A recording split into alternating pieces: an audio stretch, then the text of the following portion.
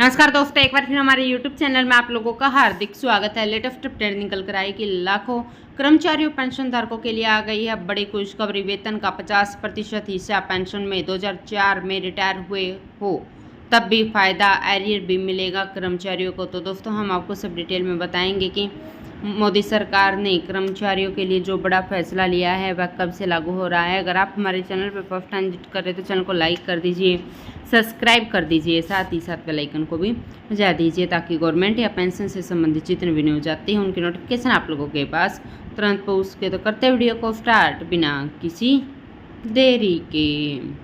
दोस्तों, नई और पुरानी पेंशन योजना पर रार के बीच आज केंद्र सरकार ने एकीकृत पेंशन योजना यूपीएस का ऐलान कर दिया है। केंद्रीय मंत्री अश्विनी वैष्णव ने बताया कि एकीकृत पेंशन योजना के तहत किन शर्तों के तहत केंद्रीय कर्मचारियों को आर्थिक लाभ मिलेगा।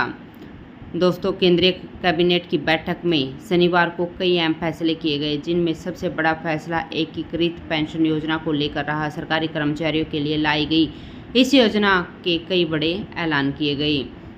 यूपीएस की सबसे बड़ी खास बात यह है कि इसमें पुरानी पेंशन स्कीम के तरह ही सरकारी कर्मचारी को रिटायरमेंट के बाद औसत मूल वेतन की 50% राशि मिलेगी। हालांकि इसके लिए कई मानक और नियम भी तय किए गए हैं।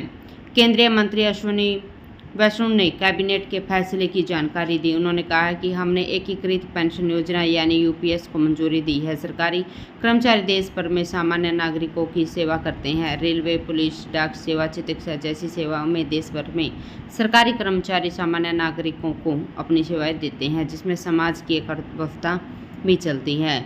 सरकारी कर्मचारियों का समाज में महत्वपूर्ण स्थान है। सरकारी कर्मचारियों की सामाजिक सुरक्षा से जुड़े मुद्दे समय समय पर उठाए जाते हैं और इन पर अच्छे निर्णय भी लिए जाते हैं। दोस्तों, सेवानिवृत्ति यानी सुपर एन्युएशन के बाद मिलने वाली पेंशन सामाजिक सुरक्षा का महत्वपूर्ण अंग है। देश भर में सरकारी कर्मचारियों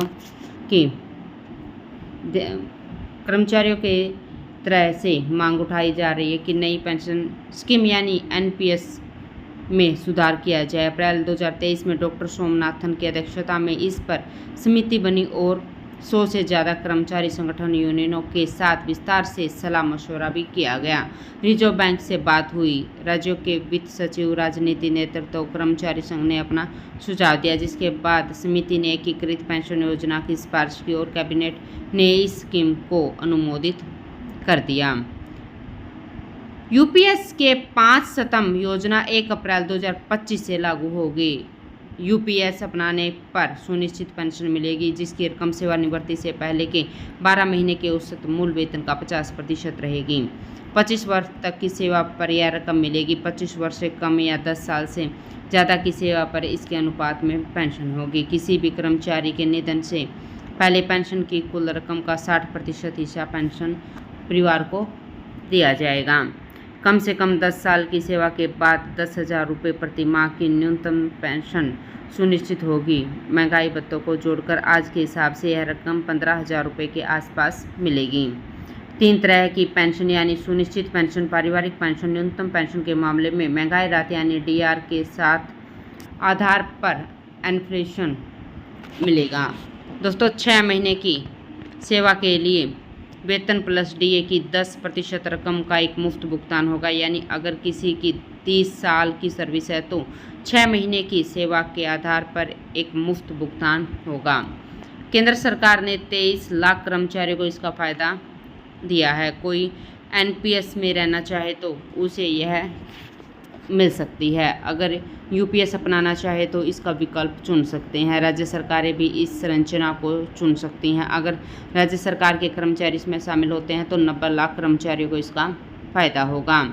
कर्मचारियों पर इसका भार नहीं पड़ेगा। 10 साल पहले तक कर्मचारी और सरकार 10% का योगदान देते हैं। हमारी सरकार ने योगदान बढ़ाकर 14% कर दिया था। अब इसमें अपने आप बड़ा कदम उठाया गया है। अब केंद्र सरकार का योगदान बढ़कर 18.5% हो गया है। यह स्कीम 1 अप्रैल 2025 से लागू होगी।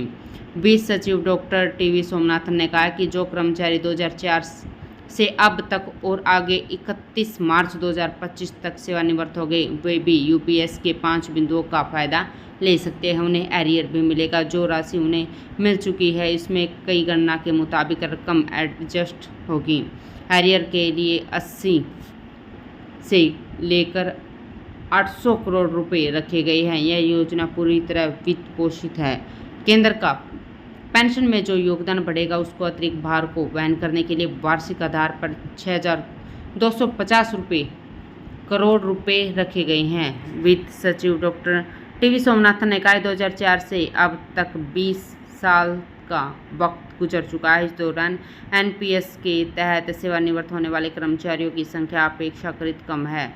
उनका पूरा रिकॉर्ड हमारे पास है। वे कम सेवा में आए, कब वे सेवानिवृत्त हुए हैं, कब वे सेवा उन्होंने की है और उन्हें कितनी रकम मिली है, ये सारी जानकारी हमारे पास है। अगर वे यूपीएस चुनते हैं तो उनके गणना के मुताबिक ब्याज जोड़कर उनका एरियर बनेगा, उतना उन्हें दे दिया जाएगा। तो दोस्तों आज के लिए इतना ही, मिलते हैं नेक्स्ट वीडियो में। तब तक के लिए जय हिंद, जय भारत।